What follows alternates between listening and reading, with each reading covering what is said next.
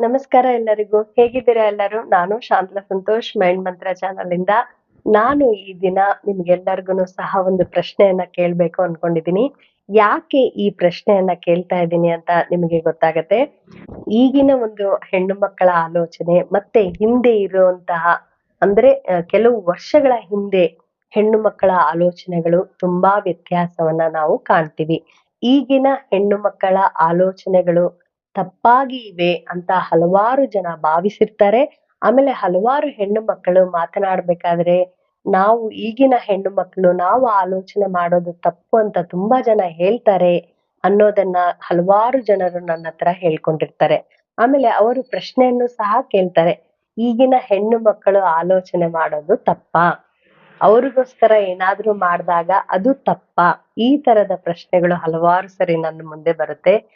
ನಾನು ಮಾತನಾಡಿಸುವ ಯುವತಿಯರಿರಬಹುದು, ಮಹಿಳೆಯರಿರಬಹುದು, ಈ ಪ್ರಶ್ನೆಯನ್ನ ಒಂದ್ಸರಿ ಆದ್ರೂ ನನಗ್ ಕೇಳಿರ್ತಾರೆ. ಈ ಒಂದು ಆಲೋಚನೆ ತಪ್ಪಾ ನಾನ್ ಮಾಡ್ತಾ ಇರೋದು ಅನ್ನೋದನ್ನ ಕೇಳ್ತಾ ಇರ್ತಾರೆ.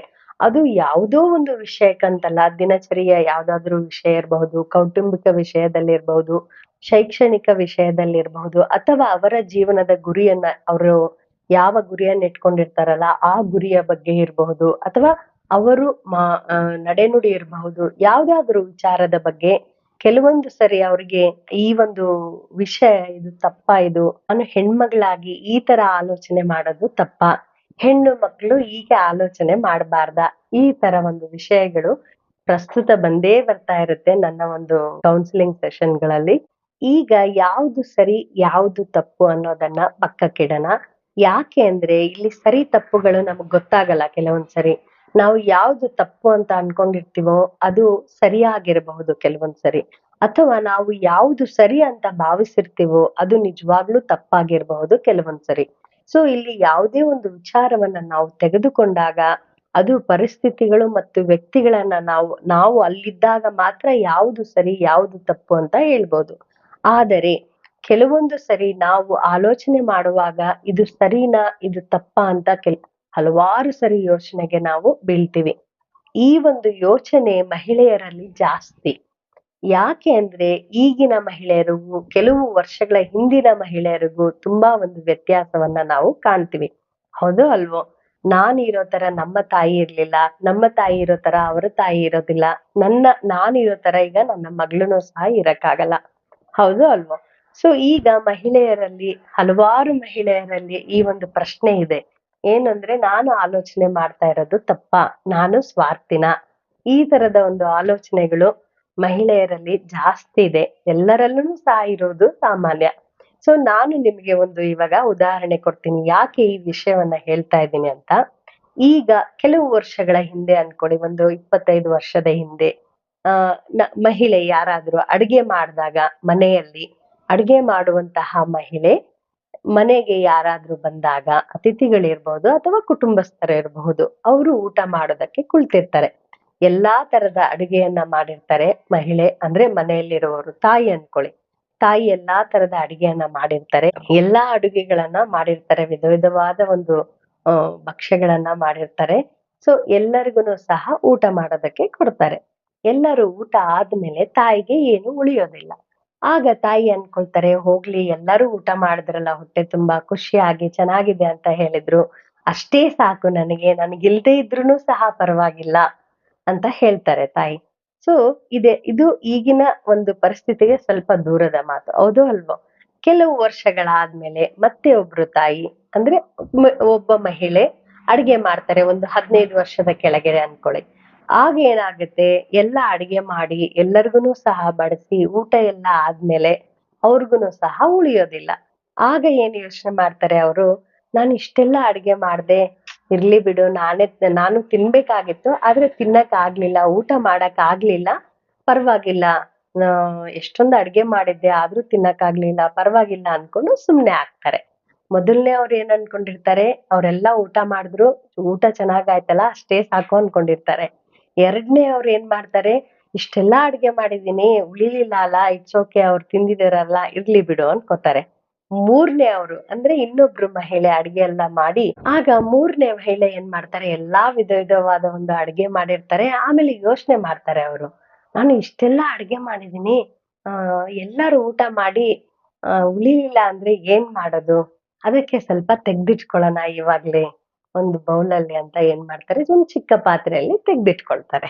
ಯಾಕೆಂದ್ರೆ ಅವ್ರು ಅದೆಷ್ಟೋ ಅಡ್ಗೆಯನ್ನ ಅವ್ರೇ ಮಾಡಿರ್ತಾರೆ ಸ್ವತಃ. ಅವ್ರೇನ್ ಅನ್ಕೊಳ್ತಾರೆ, ನಾನ್ ಇಷ್ಟೊಂದೆಲ್ಲ ಅಡ್ಗೆ ಮಾಡಿದೀನಿ, ನಾನೇ ಮಾಡಿದೀನಿ ಮತ್ತೆ ನನಗೆ ಇಲ್ಲ ಅಂದ್ರೆ ಹೇಗೆ ಅಂತ ಆಲೋಚನೆ ಮಾಡಿ ಒಂದು ಬೌಲಲ್ಲಿ ತೆಗ್ದಿಟ್ಕೊಳ್ತಾರೆ. ತಿನ್ನೋದಿಲ್ಲ, ಅವ್ರೆಲ್ಲ ತಿಂದ್ಮೇಲೆನೆ ಇವ್ರು ತಿನ್ನೋದು.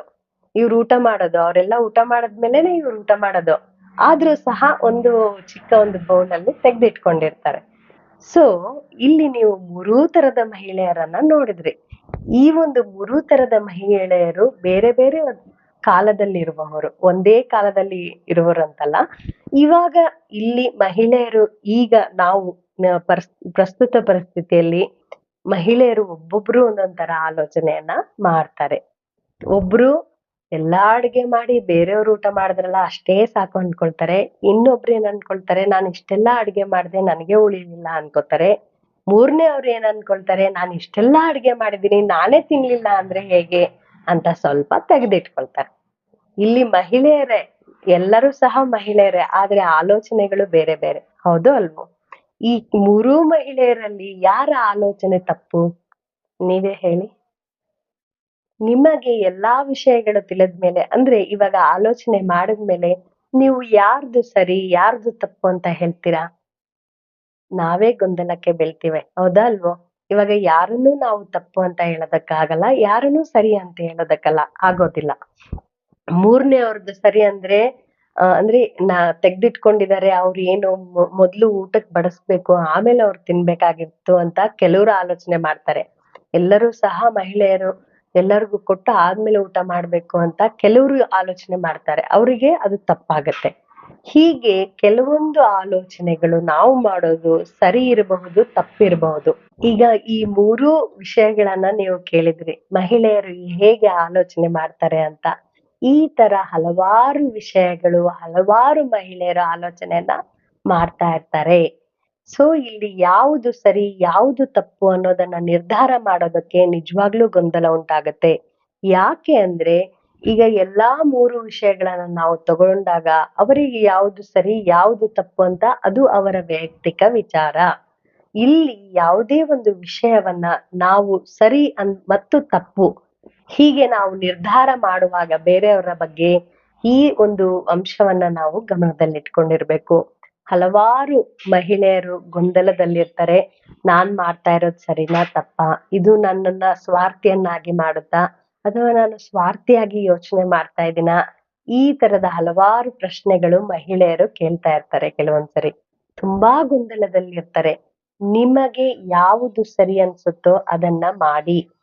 ಕೆಲವೊಂದು ಸರಿಯಾಗಿರುವುದು ಹಲವಾರು ಜನರಿಗೆ ತಪ್ಪಾಗಿ ಅದು ಕಾಣಿಸ್ಬಹುದು. ಆಮೇಲೆ ಹಲವಾರು ಸರಿ ನಾವು ಯಾವುದು ಸರಿ ಅನ್ಕೊಂಡಿರ್ತೀವೋ ಅದು ನಿಜವಾಗ್ಲೂ ತಪ್ಪಿರಬಹುದು. ಆದರೆ ನಮ್ಮ ಆಲೋಚನೆಗಳು ಪರಿಸ್ಥಿತಿಗೆ ಅನುಗುಣವಾಗಿ ಇರುತ್ತೆ. ಸೊ ಯಾವುದೇ ಒಂದು ಮಹಿಳೆಯನ್ನ ನಾವು ಆಲೋಚನೆ ಮಾಡ್ಬೇಕಾದ್ರೆ ಅಥವಾ ವ್ಯಕ್ತಿಗಳನ್ನ ಆಲೋಚನೆ ಮಾಡ್ಬೇಕಾದ್ರೆ ಇದು ಸರಿಯಾಗಿಲ್ಲ ಅವರ ಆಲೋಚನೆ ಅಂತ ನಾವು ಬರೋದಕ್ಕೆ ಮುಂಚೆ ಅದು ಯಾಕೆ ಅವರಿಗೆ ಆ ತರದ ಒಂದು ಆಲೋಚನೆ ಬಂತು ಅನ್ನೋದನ್ನ ನಾವು ಗಮನಿಸ್ಬೇಕಾಗತ್ತೆ. ಸೊ ಇಲ್ಲಿ ವ್ಯಕ್ತಿಗಳು ಅಂದ್ರೆ ಪುರುಷರಲ್ಲಿ ಈ ಒಂದು ಯೋಚನೆ ತುಂಬಾ ಕಡಿಮೆ ಇರುತ್ತೆ ಹಲವಾರು ಸಂಶೋಧನೆಗಳ ಪ್ರಕಾರ. ಸೊ ಮಹಿಳೆಯರಲ್ಲಿ ಈ ಒಂದು ಆಲೋಚನೆ ತುಂಬಾ ಜಾಸ್ತಿ ಇದೆ. ಈಗಿನ ಹೆಣ್ಣು ಮಕ್ಕಳ ಆಲೋಚನೆಗಳು ತಪ್ಪ? ಸೊ ಈ ಒಂದು ವಿಷಯವನ್ನ ಎಲ್ಲರ ಜೊತೆ ಹಂಚ್ಕೊಳ್ಳೋಣ ಅಂತ ನಾನು ಈ ಒಂದು ಚಿಕ್ಕ ವಿಡಿಯೋ ಮಾಡಿರೋದು. ನಿಮಗೆ ಈ ವಿಷಯ ಹೇಗ್ ಅನ್ನಿಸ್ತು ಅಂತ ನನಗೆ ಕಮೆಂಟ್ ಬಾಕ್ಸ್ ಅಲ್ಲಿ ತಿಳಿಸಿ.